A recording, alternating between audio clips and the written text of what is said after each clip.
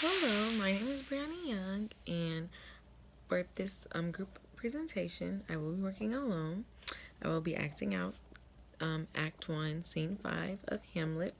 In this scene, Hamlet sees his father, who is a ghost, because Hamlet's father was killed by Hamlet's brother. Yeah, that's just a little background information that you should know. So, yeah. Oh, the play is also written by Shakespeare. It's one of his tragedies. So, yeah. Lead me. Speak. I'll go no further. Mark me. I will. My hour is almost come, when I sulphurous and tormenting flames must render up myself. Alas, poor ghost. Pity me not, but lend thy serious hearing to what I shall unfold. Speak. I'm bound to hear. So art thou to revenge when thou shalt hear? What? I am thy father's spirit, doomed for a certain term to walk the night, and for the day confined to fast and fires, till the foul crimes done in my days of nature are burnt and purged away. But I am forbid to tell the secrets of my prison house.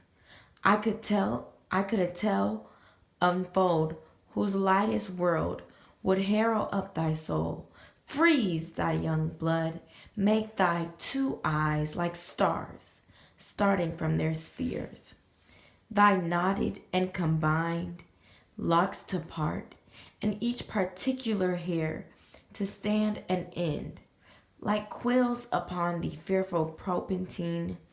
But this eternal blazon must not be to ears of flesh and blood. List, list, oh list, if thou didst ever thy dear father love. Oh, God. Revenge his foul and most unnatural murder. Murder? Murder most foul, as in the best it is, but this most foul, strange, and unnatural. Haste me to know that I, with wings as swift as mediation or the thoughts of love, may sweep me to my revenge. I find thee apt, and duller shouldst thou be than the fat weed that roots itself in ease on Lee the wharf. Wouldst thou not stir in this? Now, Hamlet, hear. 'Tis out that, sleeping in my orchard, a serpent stung me. So the whole ear of Denmark is by a forged process of my death, rankly abused. But know, thou noble youth, the serpent that did sting my father's life now wears his crown. Oh, my prophetic soul, my uncle. I, that incestuous, that adulterate beast, with witchcraft of his wits, with traitorous gifts, O wicked wit and gifts that have the power so to seduce, one to his shameful lust, the will of my most seeming virtuous queen. O Hamlet, what a falling off was there for me, whose love was of that dignity that it went hand in hand even with the vow it made to her in marriage, and to decline upon a wreath whose natural gifts were poor to those of mine. But virtue, as it never will be moved, thou lewdness court in it shape of heaven, so lust, though to a radiant angel linked, will sate itself in a celestial bed and prey on garbage. But soft, methinks I scent the morning air. Brief, let me be, sleeping within my orchard, my custom always of the afternoon.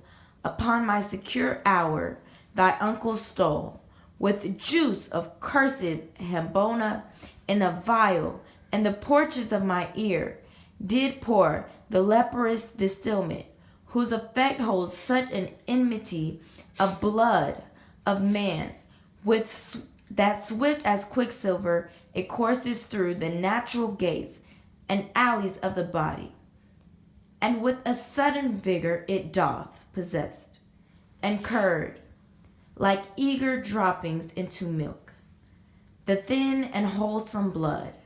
So did it mine, and most instant teeter barked about, most laser-like with vile and loathsome crust all my smooth body.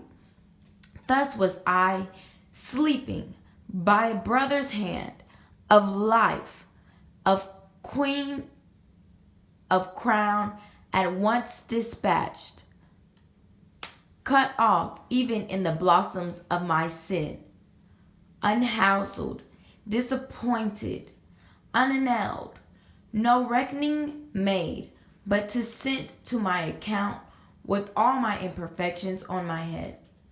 O horrible, most horrible!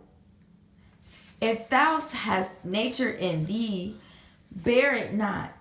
Let not the royal bed of Denmark be a couch for luxury and damned incest.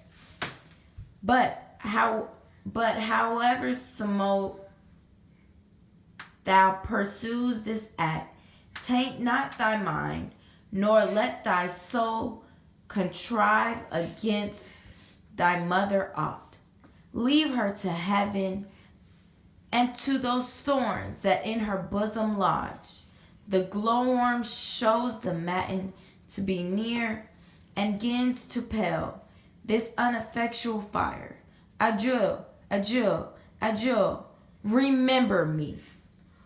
Oh, all you host of heaven, O earth, what else? And shall I couple hell? O fie, hold, my heart.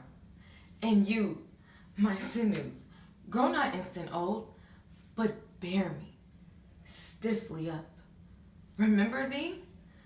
Thou, poor ghost, while memory holds a seat in this distracted globe. Remember thee? Yeah, from the table of my memory. I'll wipe away all trivial fond records, all saws of books, all forms of pressures past, that youth in observation copied there. And thy commandment all alone shall live within the book and volume of my brain, unmixed with baser matter, yes, by heaven.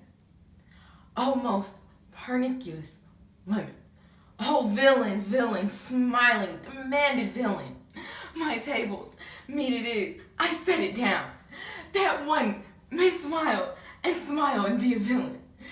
At least I am sure it may be so in Denmark. So, uncle, there you are. Now to my word, it is. Adieu. Remember me. I haven't sworn it.